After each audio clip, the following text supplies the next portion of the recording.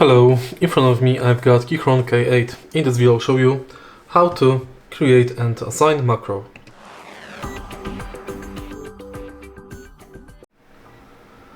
In the beginning, let's go to KEYCHRON launcher and find macro. Now select configuration or code input.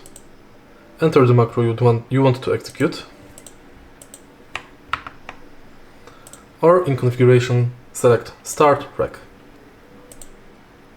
Now you can select on press down, on release, on mouse delays or text.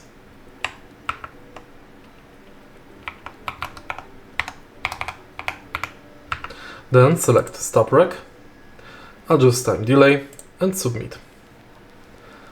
Enter title of your macro, and to assign it, press any button. If you find this video helpful, please leave like, comment and subscribe.